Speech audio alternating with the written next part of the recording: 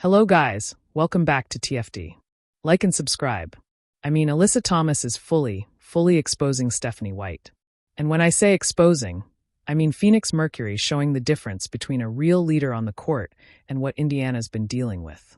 Look, Alyssa Thomas has been dragging the Connecticut Sun all season with her toughness, her passing, her defense, and her ability to control the game without even needing to score 30 a night. That's leadership. That's accountability.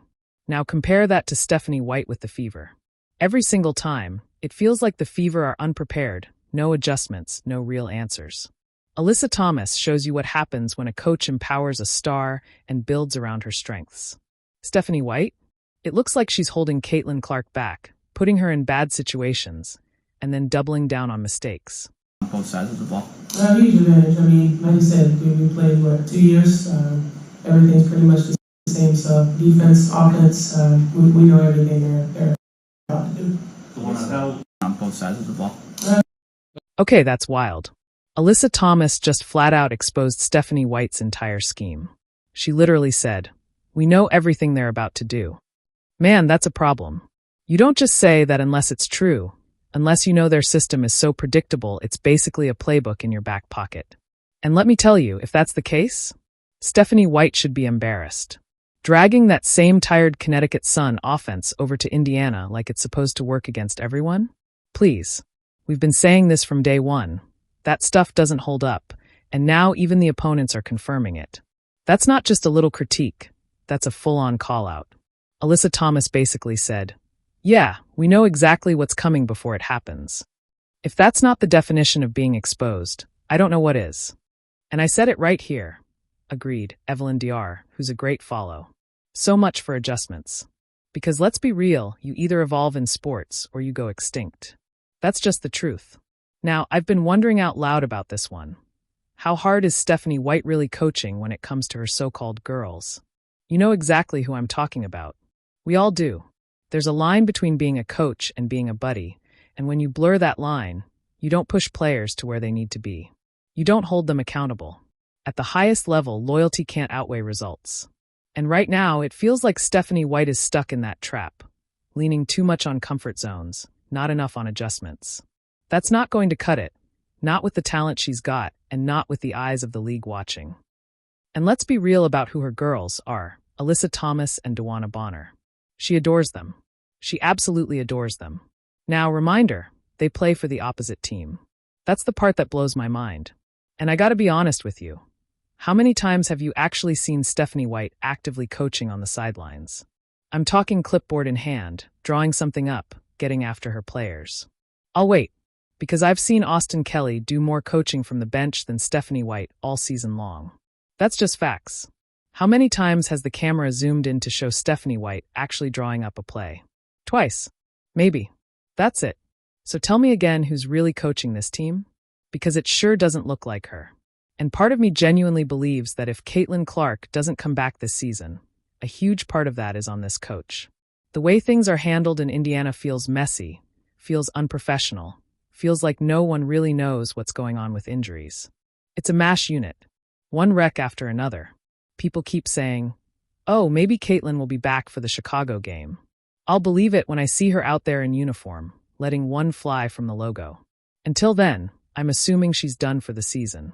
And last night was a perfect example of why I will never stop calling this out. That game was a conflict of interest from the jump.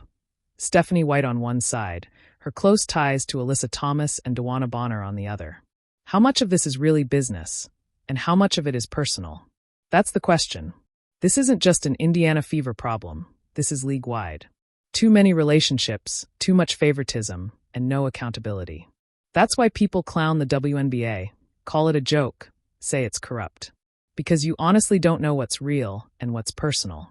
Now right here you've got DeWanna Bonner and Caitlin Clark getting into it. There's Caitlin, whistle blows for a foul.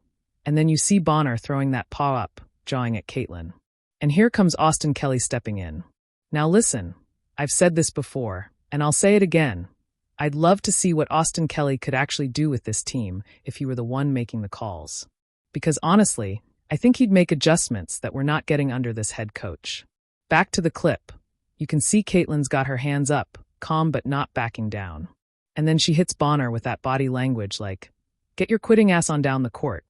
Points in that direction like, keep walking, keep it moving. That's the thing. Bonner didn't want to stay, didn't want to be a part of this team. She wanted to leave and go run with her boo thing. That's her choice, but don't bring that weak energy at Caitlin now. And let's not kid ourselves. DeWanna Bonner's got size. She's a monster compared to Caitlin. So, of course, she's going to puff up like she wants to go at somebody smaller. But here's the difference. Caitlin didn't flinch. She turned right around like, what are you going to do? You're not going to do anything. That's moxie. That's toughness. That's why she's different. And yeah, the coaches stepped in, pulled Caitlin back like, please don't get hurt again. Don't take another shot. We can't lose you. But man, the fire? The fight. You can't coach that. Man, I gotta tell you. I know this is a little vulgar, but fuck Bonner straight into the sun. That's funny. That's exactly how a lot of people feel after watching that nonsense. Because let's be real, Bonner loves to play the tough act, loves to jaw, loves to posture up against Caitlin Clark. But when it comes down to it, it's all bark, no bite. And honestly, fans aren't buying it anymore. Caitlin didn't back down for a second. She just stood there like, really? This is what you're on. This is all you got. That's why people love her. She's not about to get bullied, not by Bonner, not by anybody. Or Lexi and Kelsey talked about, the little lapses that great teams can capitalize on when you guys have them. Just how did that affect you today, especially in that second quarter run near halftime? Yeah, turnovers certainly hurt us. I think there were like three turnovers in a row that led to threes. Turnovers hurt us, and our lack of attention to detail defensively. I thought our defense in the second half was outstanding, but it's got to be for 40 minutes, and it's got to be all five. It can't just be two or three, and then another two or three that aren't. It's got to be all five. We got to be connected on both ends of the floor, and when you're trying to beat really great teams, you got to play. You don't have to play perfect, but you got to play pretty damn close. And we were still in position at the end to give ourselves an opportunity. And that possession where Kels hit a three, we gave up 3 offensive rebounds again. Like, that can't happen. Yeah, is there a way that you kind of, as the coaching staff, can stop those lapses, or is it kind of player-led when it's happening on the court? I think you try to call timeouts to stop momentum. You try to call some things that can get us some good looks, try to address the problems in live action, but ultimately it's got to be executed on the floor. And again, we're talking about, implementing 3 new players that are playing a lot of minutes for us. And so some of our defensive coverages are different, a little bit different, and making sure that they're attuned to what we're doing. And if we make adjustments, we got to make sure everybody's on the same page. The Mercury had 23 foul shots compared to 8 for you guys. Just how did that fouling impact the game as well? It always impacts the games.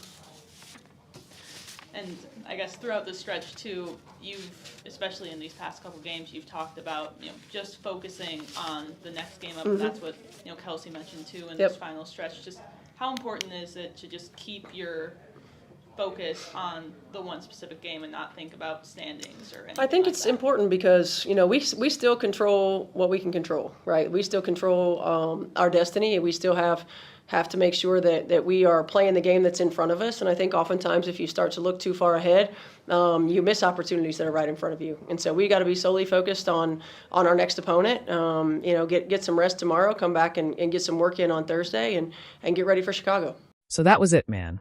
She didn't talk long at all. And here's what kills me. Stephanie White never takes responsibility. Not once. A head coach is supposed to own their mistakes, own their flaws. But with her? Nah. She ducks all of it. And let's not act like there hasn't been a laundry list of imperfections this season. Bad defensive calls, no adjustments, just flat-out questionable decisions. Watching an Indiana Fever game under Stephanie White is like watching 2 completely different games. The first half. Man, 80% of the time the Fever look like they can hang with anybody. They're sharp, they're locked in, and it looks like they actually belong out there.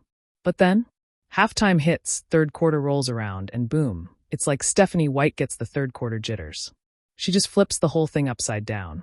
Like, why are you changing everything that was actually working?